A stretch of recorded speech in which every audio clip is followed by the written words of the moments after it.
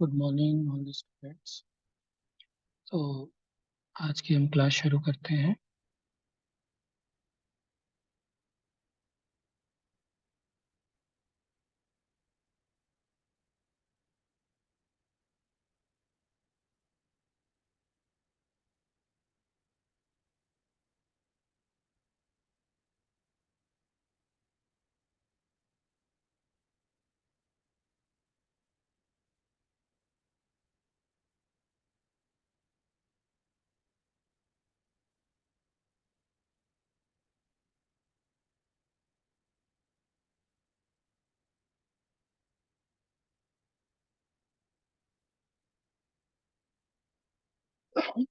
Paper first है आपका social psychology, सामाजिक मनोविज्ञान, जिसके अंतर्गत हमने जो पिछली क्लास थी उसमें एग्रेशन के बारे में, आक्रामकता के बारे में पढ़ा था। आज हम उसी का नेक्स्ट टॉपिक जो है पढ़ेंगे। आज का जो टॉपिक है हमारा बायोलॉजिकल थ्योरीज ऑफ एग्रेशन। ठीक, आक्रामकता के जैविक सिद्धांत कह लीजिए। इसे इसका जो है इसे इंस्टिंक्ट थ्योरी भी बोलते हैं, दूसरा नाम इसका मूल प्रवृत्ति सिद्धांत भी बोलते हैं। ठीक, तो it is also called instinct theory of aggression. ठीक, मूल प्रवृत्ति का सिद्धांत भी बोलते हैं इसे, आक्रामकता का। और मूल प्रवृत्ति से तात्पर्य किसी उद्दीपक के प्रति एक खास तरह की अनुक्रिया करने की एक जन्मजात प्रवृत्ति से होता है।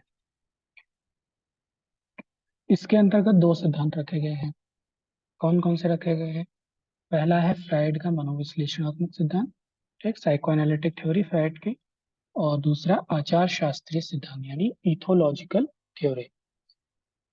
ठीक, तो इस सिद्धांत के अनुसार जो मनुष्य या पशु में जो एग्रेशन है वो एक जन्मजात व्यवहार होता है। ठीक, जो इंस्टिंक्ट के कारण उत्पन्न होता है, मूल प्रवृत्ति के कारण उत्पन्न होता है। और इसके अंतर्गत जैसा कि देखा हमने दो सिद्धांत रखे हुए हैं, तो इन दो सिद्धांतों को हम जो है पढ़ेंगे, तो उसी को जो है बायोलॉजिकल थ्योरीज ऑफ एग्रेशन कहते हैं। ठीक, पहला सिद्धांत है हमारा साइकोएनालिटिक थ्योरी फ्राइड की। तो इस सिद्धांत का जो प्रतिपादन है वो सिगमंड फ्राइड ने किया था। ठीक, इस सिद्धांत में आक्रामकता की व्याख्या मूल प्रवृत्ति के रूप में की गई है। फ्राइड के अनुसार प्रत्येक व्यक्ति में दो तरह की मूल प्रवृत्ति पाए जाते हैं। ठीक, पहला है जीवन मूल मूल प्रवृत्ति तथा दूसरा है मृत्यु मूल प्रवृत्ति। ठीक, life instinct and death instinct. जीवन मूल प्रवृत्ति व्यक्ति को सभी तरह के रचनात्मक कार्य करने की पर्याप्त प्रेरणा देता है। जितने भी हम कंस्ट्रक्टिव वर्क करते हैं, ठीक, वो सब जो है लाइफ इंस्टिंक्ट के अकॉर्डिंग होती है, जो हमें मोटिवेट करती है। जो डेथ इंस्टिंक्ट है, मृत्यु मूल प्रवृत्ति, इससे जो है सभी तरह के आक्रामक कार्य करने, जितने भी डिस्ट्रक्टिव वर्क होते हैं या फिर विध्वंस वाले कार्य करते हैं या आक्रामक एग्रेसिव वाले जितने भी कार्य होते हैं, उनकी जो प्रेरणा मिलती है वो इस डेथ इंस्टिंक्ट से मिलती है। ठीक, जो ये लाइफ इंस्टिंक्ट और डेथ इंस्टिंक्ट है, इनमें एक संतुलन बना रहता है, जिससे व्यक्ति का समायोजन वातावरण के साथ भी ठीक होता है। ठीक, अगर इनमें जो है एडजस्टमेंट की जो है का लेवल बैलेंस में है, तभी जो है मनुष्य जो है वातावरण के साथ ठीक से समायोजन कर सकता है। ठीक, अब इसमें कुछ बातें और भी हैं। फ्राइड के अनुसार जो मृत्यु की मूल प्रवृत्ति है, डेथ इंस्टिंक्ट की अभिव्यक्ति की दिशा जो है, अगर अंतर्मुखी है, ठीक, अंतर्मुखी है, तो व्यक्ति जो है आक्रामकता का प्रयास से जो है उसके अपनी अपनी अपने को हानि पहुंचाने की कोशिश करता है। ठीक, डेथ इंस्टिंक्ट भी दो तरह के हो सकते हैं, दो दिशा में होते हैं। पहला अंतर्मुखी, दूसरा बहिर्मुखी। अंतर्मुखी जो है उसमें व्यक्ति अपने आप के प्रति आक्रामकता दिखलाता है तथा अपने आप को ही क्षति पहुंचाने की कोशिश करता है, जैसे सुसाइड वगैरह, सुसाइड करना। जब दिशा बहिर्मुखी होती है, ठीक है, तब व्यक्ति दूसरों को क्षति पहुंचाकर या सामाजिक रूप से स्वीकार योग्य दलीलें देकर अपनी आक्रामकता की अभिव्यक्ति करता है। ठीक,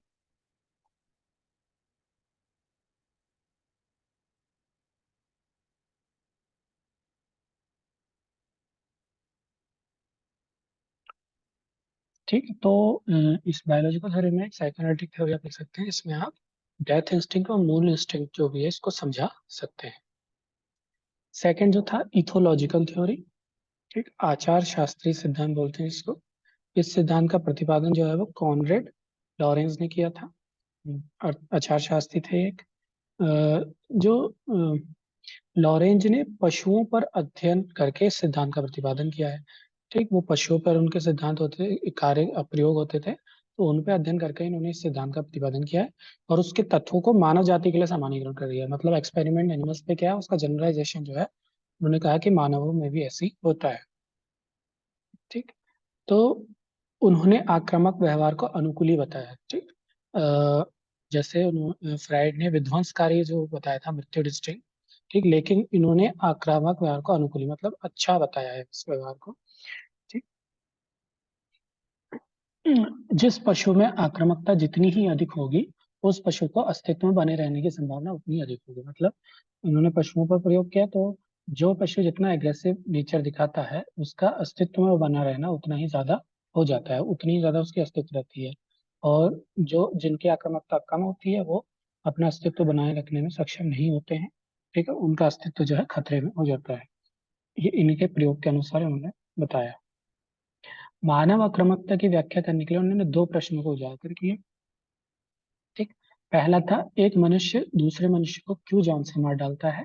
ठीक, एक इस क्वेश्चन का उन्होंने आंसर दिया। और दूसरा, मूल प्रत्यात्मक आक्रामक शक्ति का संचयन किस तरह से होता है और बीच बीच में उसकी अभिव्यक्ति कैसे होती है। ठीक, तो पहला कि एक मनुष्य दूसरे मनुष्य को क्यों चोट पहुंचाना चाहता है या क्यों मारना चाहता है, और दूसरा जो एनर्जी है एग्रेसिव वाली एनर्जी उसका स्टोरेज किस तरह से होता है और उसकी अभिव्यक्ति कैसे हो जाए। ठीक, तो इस सिद्धांत में हम्म, इस सिद्धांत में उन्होंने फ्राइड के जो समान आक्रामक व्यवहार को जो विध्वंस नहीं बतलाया है। उनका मत था कि ऐसे व्यवहार को अनुकूली होते हैं, पशुओं के अपने अस्तित्व को बनाए रखने के लिए आवश्यक बतलाया है। ठीक, अ, पशुओं पर किए गए अध्ययनों के आधार पर ही लॉरेंज इस निष्कर्ष पर पहुंचे कि अस्तित्व लक्ष्य की मूल में आक्रामकता की मूल प्रवृत्ति होती है। जिस पशु में आक्रामकता जितनी अधिक होगी, उस पशु को अस्तित्व में बने रहने की संभावना उतनी ही अधिक होगी। इतना ही नहीं, आक्रामकता के सहारे पशु अपने क्षेत्र की रक्षा करते हैं तथा अपने एवं जातियों के अन्य सदस्यों के लिए भोजन एवं पानी का प्रबंध भी करते हैं। आक्रामकता के कारण सिर्फ मजबूत पशु अस्तित्व में पुनरुत्पादक क्षमता बनाए रखते हैं तथा कमजोर पशु को अपना अस्तित्व त्यागना पड़ता है।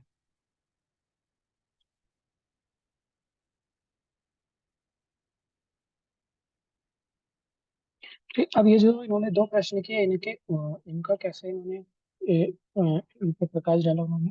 जैसे पहला था एक मनुष्य दूसरे मनुष्य को क्यों जान से मार डालता है। ठीक, तो लॉरेंस का मत था कि किसी भी तरह की खतरा जो होता है उसके प्रति दो तरह की प्रतिक्रियाएं होती हैं। पहला लड़ना और दूसरा भागना। वैसे पशुओं जिनके पास अपने आप को बचाने का पर्याप्त प्रक्रम नहीं होता है, जैसे पक्षी हैं, हिरण हैं, ठीक, तो वे अपने दुश्मन का आक्रमण होते ही भाग जाते हैं। ठीक, लॉरेंस का मत है कि जिस पशु में लड़ने की क्षमता जितनी ही अधिक होती है, उनमें अपने जाति के पशुओं के प्रति आक्रामकता दिखाने की जन्मजात निषेध की प्रवृत्ति भी उतनी ही तेज होती है। परंतु जिन पशुओं में लड़ने की क्षमता अधिक नहीं होती, उनमें ऐसी जन्मजात निषेध की प्रवृत्ति कमजोर होती है। फलतः इनमें अपने जातियों के सदस्यों के प्रति आक्रामकता का कोई महत्व नहीं होता।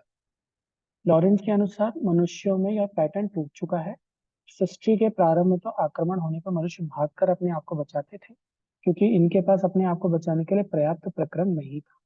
इनमें अन्य मनुष्यों के प्रति आक्रामकता दिखलाने की जंगला निषेध की प्रवृत्ति भी कमजोर होती है। लेकिन प्रौद्योगिकी के विकास के कारण मनुष्यों के विध्वंसात्मक शक्ति में वृद्धि हो गई है।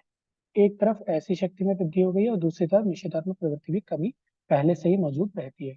फलतः मनुष्य जाति अपनी ही जाति के अन्य सदस्यों को जाने से बेधड़क मार देते हैं। इस तरह का विकास किसी अन्य प्राणी में नहीं देखने को मिलता। दूसरा जो क्वेश्चन था उनका था मूल प्रत्यात्मक आक्रामक शक्ति का संचयन किस तरह होता है और बीच बीच में इसकी अभिव्यक्ति कैसे होती है। उसको उन्होंने ये डिफाइन किया है कि अ, ये जो शक्ति के स्वरूप की व्याख्या, आक्रमण जो शक्ति है वो हमेशा व्यक्ति में बनी रहती है तथा धीरे धीरे जो है स्टोर होती रहती है। वातावरण में कुछ उपयुक्त उद्दीपक द्वारा जब तक प्राणी उत्तेजित नहीं होता है, इस तरह की शक्ति निर्मुक्त नहीं होती। ठीक, रिलीज तभी होगी जब ऐसे स्टिमुलस आएंगे जो उसका अराउजल लेवल है वो उसको हाई करेंगे। इस बिंदु पर लॉरेंस का मत फ्राइड के मत से भिन्न था।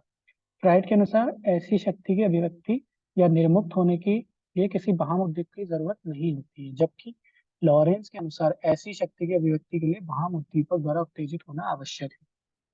आक्रामक व्यवहार की मात्रा इस बात पर निर्भर करती है कि प्राणी में मूल प्रत्यात्मक आक्रामक शक्ति कितनी मात्रा में जमा हो जाती है, जो वातावरण में बिना किसी उद्दीपक की उपस्थिति के भी अपने आप निर्मुक्त हो सकती है। ठीक, तो इन दो प्रश्नों का उन्होंने उत्तर दिया, तब जाके उन्होंने ये जो आक्रामकता का सिद्धांत है बताया कि पशुओं में जितनी आक्रामकता ज्यादा है उतना ही उनका अस्तित्व बना रहेगा। इसी प्रकार मनुष्यों में भी जो है एग्रेसिव नेचर को उन्होंने अनुकूल बताया है।